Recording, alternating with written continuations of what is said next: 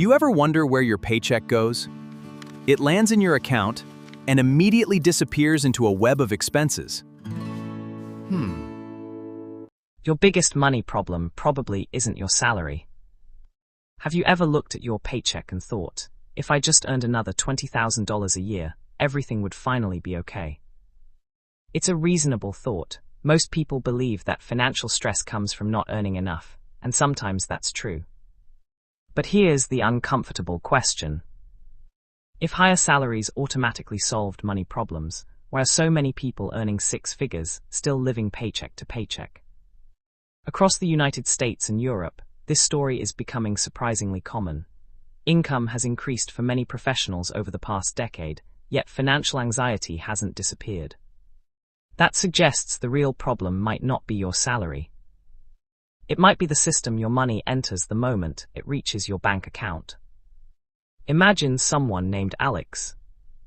Alex is 30 years old, works in marketing, and earns $80,000 a year. On paper, that sounds like a comfortable income.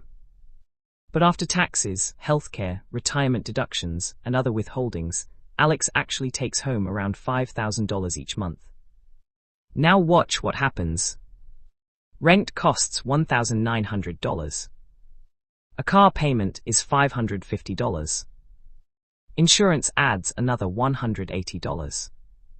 Student loan payments are $350. Utilities and internet come to $250. Groceries cost roughly $500. The credit card payment is another $400. Subscriptions, phone bills, and small monthly services total about $220. Before Alex has enjoyed a single weekend, gone on vacation, or saved for the future, over $4,300 has already disappeared. That leaves less than $700. One unexpected car repair. One medical bill. One expensive month. And suddenly the credit card becomes the emergency fund. Again, notice something interesting. Alex doesn't spend recklessly. There are no luxury yachts. No designer watches. No private jets. Just normal modern life. This is where many people misunderstand the problem. They assume they're bad with money because they occasionally buy coffee, eat at restaurants, or order something online. Those purchases matter far less than the financial commitments made years earlier. The apartment, the car, the financing agreement, the monthly payment that quietly follows you for 5 or 6 years. The biggest money decisions rarely feel expensive when you make them. They feel affordable because they're divided into monthly payments. Our brains naturally focus on what leaves our account today, not what leaves it over the next 60 months. A $45,000 car doesn't feel like $45,000. It feels like $650 a month.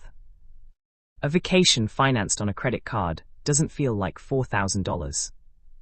It feels like $95 a month. Psychologists call this present bias.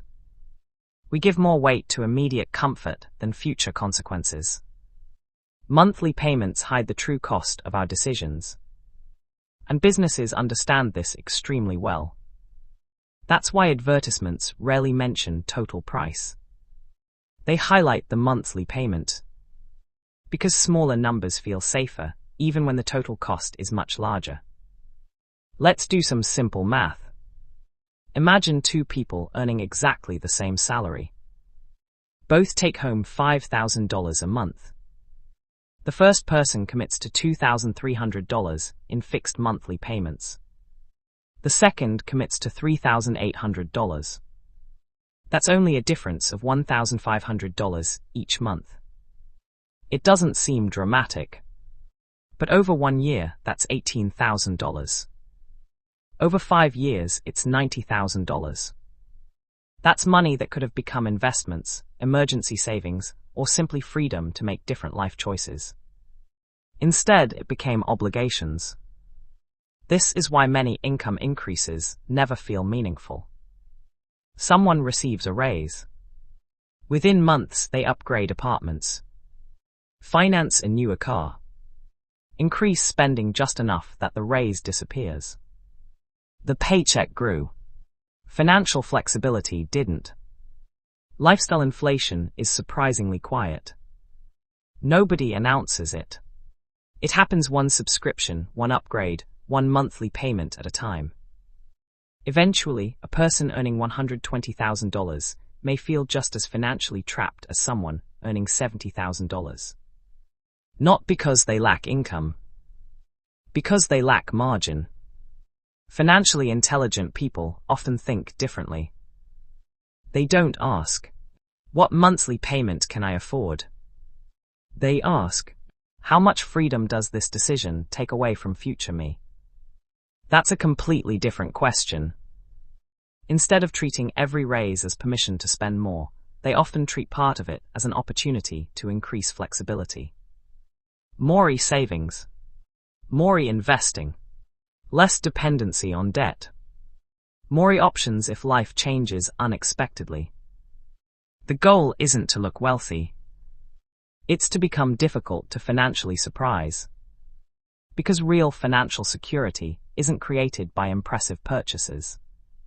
It's created by having room to breathe. So if you've been feeling stuck financially, don't immediately assume your salary is the problem.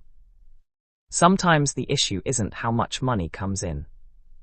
It's how much of tomorrow's income has already been promised away. Understanding that difference won't solve every financial challenge overnight. But it changes the questions you ask. And better questions usually lead to better financial decisions over time. If you enjoy calm, reality-based conversations about money and financial psychology, consider subscribing for more videos like this.